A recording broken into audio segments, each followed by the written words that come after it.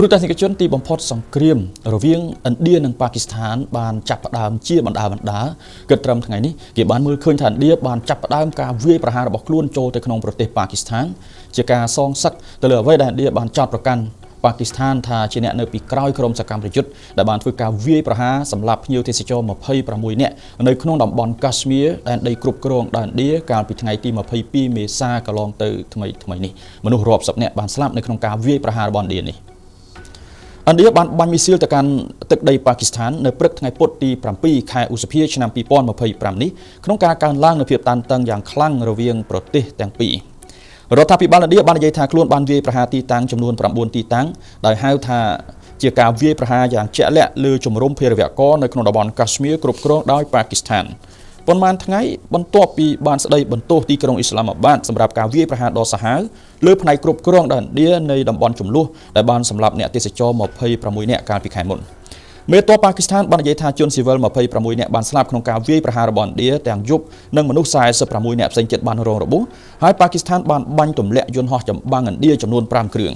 នោះជាការកើនឡើងគួរឲ្យកត់សម្គាល់ពីចំនួន8នាក់ដែលត្រូវបានគេរាយការណ៍នៅព្រឹកថ្ងៃពុធនេះគេមិនទាន់ច្បាស់ទេថាតើការស្លាប់ត្រូវបានរាយការណ៍មកពីកន្លែងណាហើយថាតើតួលេខនេះរួមបញ្ចូលអ្នកស្លាប់ដោយសារការបាញ់ផ្លោងឆ្លងព្រំដែនទាំងយប់ដែរឬអត់មេទ័ពប៉ាគីស្ថានដដែលបាននិយាយថាប្រទេសនេះនឹងឆ្លើយតបទៅឥណ្ឌាវិញនៅពេលវេលាទីកន្លែងនិងមធ្យោបាយនៃជំរឿសផ្ទាល់ខ្លួនរបស់ប៉ាគីស្ថានទូរទស្សនិកជនតំបន់កាស្មៀរត្រូវបានគេមើលឃើញថាមួយផ្នែកគ្រប់គ្រងដោយឥណ្ឌាមួយផ្នែកទៀតគ្រប់គ្រងដោយប៉ាគីស្ថាន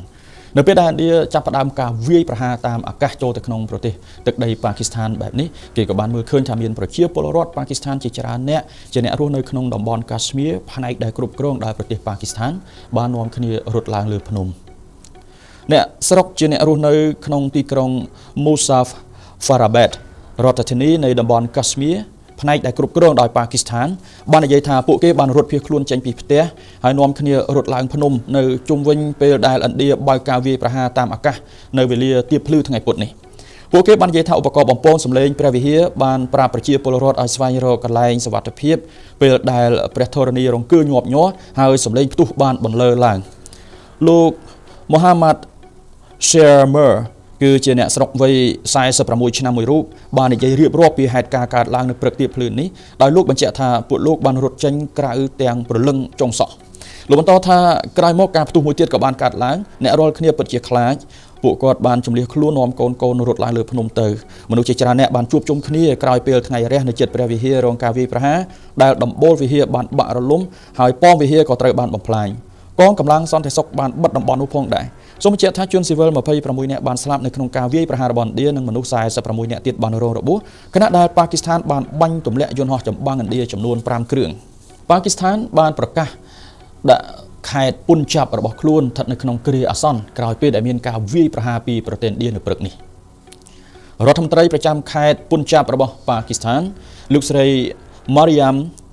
Nawaz នៅថ្ងៃពុធនេះបានប្រកាសដាក់ខេត្តរបស់ខ្លួនក្នុងគ្រាអាសន្ននិងបានបញ្ជាឲ្យបិទស្ថាប័នអប់រំទាំងអស់បន្ទាប់ពីការវាយប្រហារដោយមីស៊ីលរបស់ឥណ្ឌាជាបន្តបន្ទាប់ដែលបានកំណត់គោលដៅលើតំបន់ជនស៊ីវិលដោយជំរុញឲ្យមានការឆ្លើយតបខាងយោធាភ្លាមៗពីប៉ាគីស្ថានលោកស្រី Mariam បានប្រកាសនៅក្នុងសន្និសីទបន្ទាន់មួយដោយជំរុញឲ្យមន្ទីរពេទ្យនិងសេវាជួយសង្គ្រោះបន្តប្រុងប្រយ័ត្នខ្ពស់ថារាល់ការសុំច្បាប់របស់វិជ្ជបណ្ឌិតនិងបុគ្គលិកពេទ្យទាំងអស់ត្រូវលុបចោលហើយបុគ្គលិកការពារជនស៊ីវិលត្រូវបានកោះហៅមកបំពេញភារកិច្ចភ្លាមៗត្រៀមជួយប្រជាជនការប្រកាសនេះបានធ្វើឡើងបន្ទាប់ពីយោធាប៉ាគីស្ថានបានបញ្ជាក់ថាកម្លាំងឥណ្ឌាបានបើកការវាយប្រហារតាមអាកាសទៅលើទីតាំងចំនួន5នៅក្នុងប្រទេសប៉ាគីស្ថានរួមមានតំបន់ Bahawalpur តំបន់ Kotli Muzaffarabad តំបន់ Bad និងតំបន់ Muridke យោងតាមអគ្គនាយកនៃទំនាក់ទំនងសាធារណៈអន្តរសេវាកម្ម DGISPR លោកឧត្តមសេនីយ៍ Ahmed Sharif Choudhury បានឲ្យដឹងថាការវាយប្រហារបានផ្ដោតលើតំបន់ជនស៊ីវិលប្រភពសន្តិសុខបានបញ្ជាក់ថានៅក្នុងការវាយបកយ៉ាងឆាប់រហ័សកម្លាំងប្រដាប់អាវុធប៉ាគីស្ថានបានបើកការវាយប្រហារដោយមីស៊ីលដែលត្រូវបានគេរាយការណ៍ថាបានបំផ្លាញទីស្នាក់ការកងពលតូចឥណ្ឌានិងប៉ុស្តិ៍យោធានៅក្នុងតំបន់ Dudnel តាមបណ្ដោយបន្ទាត់នៃការគ្រប់គ្រង LOC កម្លាំងអាកាសប៉ាគីស្ថានក៏បានបាញ់ទម្លាក់យន្តហោះឥណ្ឌា5គ្រឿងដែរស្របពេលដែលប្រជាពលរដ្ឋនៅក្នុងតំបន់កាស្មៀរផ្នែកដែលប៉ាគីស្ថានគ្រប់គ្រងនាំគ្នារត់ភៀសខ្លួនឡើងទៅលើភ្នំរកទីសុវត្ថិភាព ប្រជាពលរដ្ឋនៅក្នុងតំបន់កាស្មៀរដូចគ្នាប៉ុន្តែផ្នែកដែលគ្រប់គ្រងដោយខាងភាគីឥណ្ឌានេះវិញពួកគេបានសាទរចំពោះការសម្រេចចិត្តរបស់រដ្ឋាភិបាលរបស់ខ្លួនក្នុងការវាយប្រហារសងសឹកចំពោះប៉ាគីស្ថានវិញនេះប្រជាជនឥណ្ឌានៅថ្ងៃពុធទី7ឧសភានេះបាននាំគ្នាសាទរចំពោះការវាយប្រហាររបស់ឥណ្ឌាលើប្រទេសប៉ាគីស្ថាននិងតំបន់កាស្មៀរដែលគ្រប់គ្រងដោយប៉ាគីស្ថានក្នុងពេលមានការប្រយុទ្ធគ្នាដ៏ខ្លាំងក្លាបំផុតក្នុងរយៈពេលជាង2ទសវត្សរ៍មិនដែលមានរវាងប្រទេសគូសត្រូវទាំងពីរដែលសុទ្ធសឹងតែមានអាវុធនុយក្លេអ៊ែរដូចគ្នាប្រជាពលរដ្ឋនៅក្នុងតំបន់ចាមួកាស្មៀរឥណ្ឌាដែលបានបដិសេធមិនផ្ដល់អត្តសញ្ញាណបានលើកឡើងថានេះគឺជាចំណាត់ការល្អដែលឥណ្ឌាផ្ដល់ការឆ្លើយតបហើយពួកគេសប្បាយចិត្តចំពោះការឆ្លើយតបនេះគណៈអ្នកផ្សេងទៀតកំពុងស្រែកពាក្យស្លោកប្រឆាំងប៉ាគីស្ថាននិងគាំទ្រដល់កងទ័ពឥណ្ឌាបុរសម្នាក់ដែលកូនប្រុសរបស់លោកត្រូវបានបាញ់សម្លាប់នៅក្នុងការវាយប្រហារដោយក្រុមសកម្មប្រយុទ្ធអ៊ីស្លាមទៅលើអ្នកទេសចរ26អ្នកស្លាប់នៅតំបន់កាស្មៀរកាលពីខែមុនបាននិយាយថាការវាយប្រហារនៅថ្ងៃនេះនឹងនាំមកនូវភាពស្ងប់ចិត្តដល់ព្រលឹងកូនប្រុសរបស់លោកភាគីឥណ្ឌាបាននិយាយថាខ្លួនបានវាយប្រហារលើទីតាំងហេដ្ឋារចនាសម្ព័ន្ធរបស់ក្រមភេរវករនៅប៉ាគីស្ថាន9កន្លែងដែលមួយចំនួនជាប់តាក់ទងនឹងការវាយប្រហារលើអ្នកទេសចរនៅតំបន់កាស្មៀរឥណ្ឌាគ្រប់គ្រងកាលពីខែមុននេះភាគីប៉ាគីស្ថាននិយាយថាមីស៊ីលឥណ្ឌាបានវាយប្រហារលើទីតាំងច្រើននៅក្នុងនោះក៏បានប៉ះចំលើទីតាំងស៊ីវិលផងដែរក្រុមហ៊ុនអាកាសចរអន្តរជាតិជាច្រើនបានព្យាយាមហោះហើរមិនឆ្លងកាត់ដែនអាកាសរបស់ប្រទេសប៉ាគីស្ថានឡើយក្រោយពេលដែលឥណ្ឌាបើកការវាយប្រហារលើប៉ាគីស្ថាននៅថ្ងៃនេះក្រុមហ៊ុនអាកាសចរធំៗជាច្រើនបានប្រកាសពីការធ្វើបច្ចុប្បន្នភាពផ្លូវហោះហើរថ្មីបញ្ជាដែនអាកាសរបស់ប៉ាគីស្ថានស្របពេលឥណ្ឌាបានចាប់ផ្ដើមការបាញ់ប្រហារឆ្លងដែនចូលទៅក្នុងប្រទេសប៉ាគីស្ថាននៅព្រឹកថ្ងៃទី7ឧសភានេះក្រុមហ៊ុនអាកាសចរជាច្រើនក្នុងនោះមានដូចជាក្រុមហ៊ុនអាកាសចរ Air France, Lufthansa, British Airways, Swiss International Airlines និង Emirates កំពុងបង្វែរទិសធ្វើដំណើរគណៈក្រុមហ៊ុនអាកាសចរធំបំផុតរបស់ឥណ្ឌា Indigo, Air India ព្រមទាំង Qatar Airways និងក្រុមហ៊ុនអាកាសចរអាស៊ីជាច្រើនផ្សេងទៀតបានបង្វែរជើងហោះហើរទាំងឆ្លងកាត់និងនៅក្នុងតំបន់នានារបស់ឥណ្ឌានិងប៉ាគីស្ថានដោយសារតែការបិទប្រលានយន្តហោះនិងដែនអាកាសពីភ្នាក់ងារសារព័ត៌មាន Reuters រាយការណ៍ថាក្រុមហ៊ុនអាកាសចរយ៉ាងហោចណាស់3ក្រុមហ៊ុនកំពុងធ្វើដំណើរឆ្លងកាត់សមុទ្រអារ៉ាប់ហើយបន្ទាប់មកបត់ទៅទិសខាងជើងឆ្ពោះទៅកាន់ទីក្រុង Delhi តែម្ដងដោយគេចចេញពីដែនអាកាសរបស់ប៉ាគីស្ថាន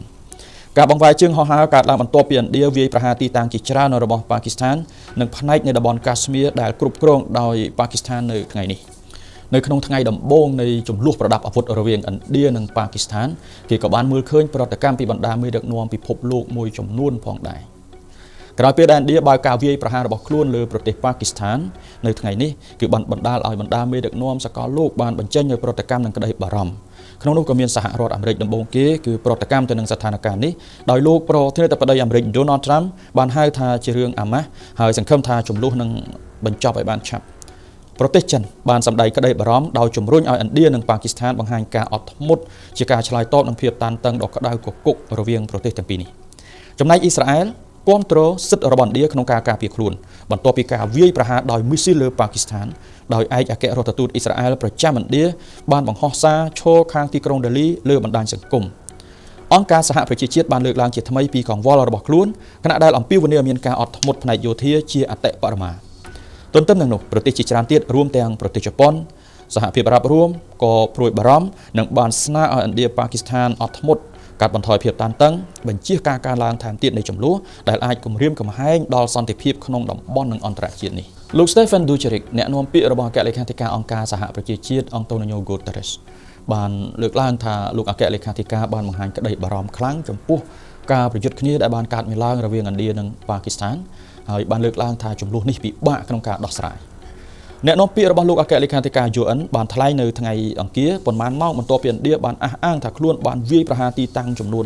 9ក្នុងទឹកដីប៉ាគីស្ថានថាលោកអគ្គលេខាធិការមានក្តីបារម្ភខ្លាំងអំពីការវាយប្រហារដោយយោធាឥណ្ឌាលើប៉ាគីស្ថាននេះលោក Stephen Dujarric បាននិយាយថាលោកអគ្គលេខាធិការ Antonio Guterres ពិតជាមានក្តីបារម្ភពន់ពេកណាស់ចំពោះប្រតិបត្តិការយោធាឥណ្ឌាឆ្លងកាត់ព្រំដែនចូលប្រទេសប៉ាគីស្ថាននេះលោកអំពាវនាវមានការអត់ធ្មត់ខាងយោធាជាអតិបរមាពីប្រទេសទាំងពីរពិភពលោកមិនអាចមានលទ្ធភាពក្នុងការដោះស្រាយការប្រឈមមុខផ្នែកយោធារវាងឥណ្ឌានិងប៉ាគីស្ថានឡើយ។